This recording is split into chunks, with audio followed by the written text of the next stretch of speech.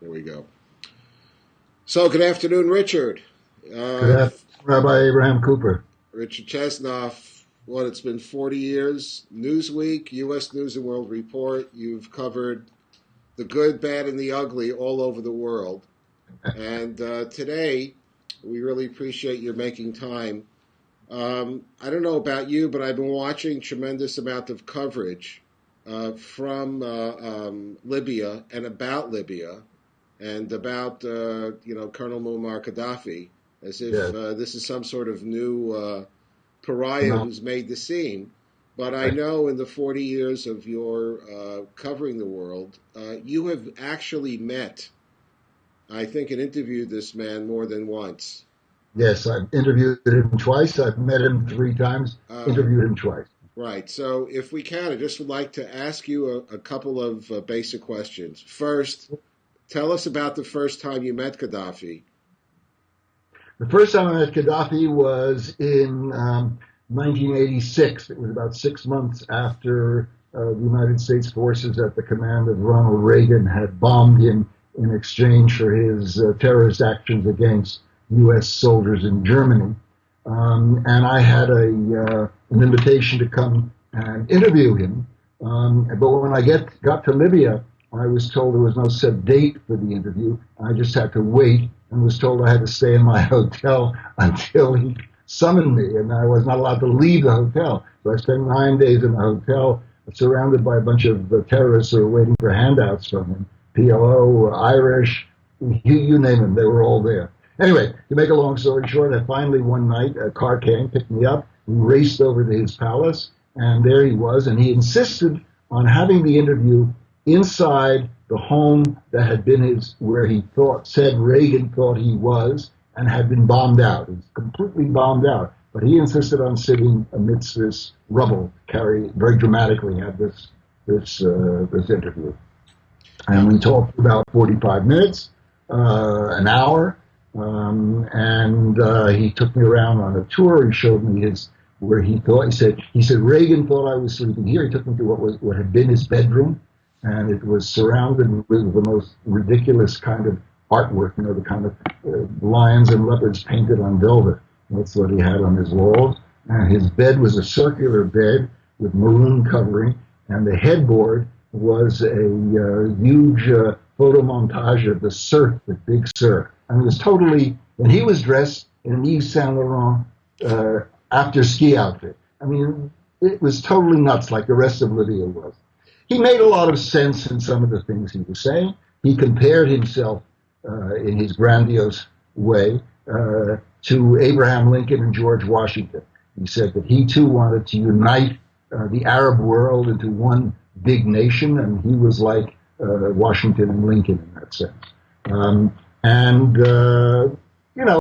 A lot of craziness, but he's crazy like a fox. He knows exactly what he's saying. He knows exactly what kind of impact he tries to have on the people around him. And that is that he's just in a different world. He's a master. Sort of like talking to Charlie Sheen in Arabic. Were you able to get eye contact and maintain it throughout this conversation? Yes, I had. I'll show you the photograph here. I don't know if this shows up on this screen, and we were looking straight at one another. Right. Who's that guy next to Richard Chesnoff? In the background, you see the remains of his Venetian blinds. No, he was quite forthcoming. The second time I saw him was a few years later, about 7-8 years later, and I interviewed him in one of his Bedouin tents at that point. And I arrived at the tent, and he was practicing soccer with his guards, the male guards, not the female guards. And he came into the tent, and the first thing he said to me was, I wanted to thank you for your interview 7 or 8 years ago, whenever it was, because you were one of the first few journalists who've ever quoted me accurately. Did he make any mention at either interview of the fact that you were Jewish? No, he told me he knew I was Jewish. They knew for sure. First of all, I've never, in all the years that I traveled throughout the Arab world, I never lied about being Jewish. I never said I was a non-Jew. And the Libyans knew that I was Jewish for sure. But he made no mention of it. I asked him once about Libyan Jews, and he said, "Oh, there are some few here, but I'd like them to come back. We have nothing against Jews. Or, it's the old argument: we have nothing against Jews, it's only against Israel that we have an argument." Of course, he forgot to mention that they shoved most of the Jews out of Libya and confiscated all of their property and have never compensated the Jews for what they stole from them. He is not a person that you talk to with any amount of logic, or you could discuss anything about. His responses are always kind of bizarre. He said to me, for example, he said, you Americans pushed Fidel Castro into I'm a communist too. And he laughed. And it was sort of his idea of a joke. But he saw the world as either against Gaddafi, and that's most of the world, or he saw hope for some better way. When I first saw him, it was right after Bill Clinton had assumed presidency. And he said he had good hopes that things would get better under Clinton. In fact, they did. Under Clinton and under Bush, there was some improvement in the relationship. I don't rule him out the way other people are ready to rule him out so quickly. Everybody always thought that this was going to be like Tahrir Square, a circle in Cairo. And so, no, this is not a man who gives up easily. And he's either going to manage to work out some kind of agreement by the way he's ruled for all these years, which is to maintain a tight hold on these people and to give money to the right people who can control them, or he'll give up part of Libya to another group. He'll work out some kind of phony assembly, or he'll end up, like Mussolini, hanging by his feet in some gas station. He is not going to go, as far as I can see, he's not going to go to exile willingly in Venezuela or in Switzerland or any place else. This is not his way of doing things. Two more questions. First, did you raise the issue of PanAm 103 directly with him? I raised the issue. He didn't want to talk about it. That was in the second interview. The first interview was before it became an issue. He wanted to avoid something. He avoided it. He was not impolite. He was not unpleasant. He was very nice. He was very hospitable. But he is clearly a man who wants to be totally in control of the situation, of the conversation, and of course of his country as well. Final question, did you meet any of his children during those interviews? I met some of his children, but they were very young the first time. They were quite young. I met his wife and I met some of his children the first time I was there. And during the first interview, I saw one of his sons was along. But, they were kids then, not as grown-ups. I've never met any of them as grown-ups.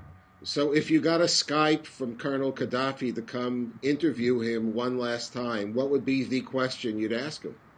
The question I would ask him is, what are you willing to do to settle this? He's talking now about negotiation. Chavez, another great democratic leader of Venezuela, has offered to negotiate something. And I would ask him, what is he prepared to negotiate? Because there's no Libyan government. There's no Libyan parliament. There's nothing. It's this mad mass organization called the Jamaria, which doesn't mean anything. This is a country of madness. You come there, and the second time I came, I drove in from the Tunisian border.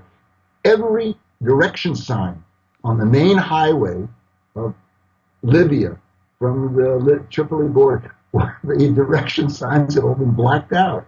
I asked my Libyan government keeper who was traveling with me. I said, "Why are you?" He says, Colonel Gaddafi says, this will confuse the enemy.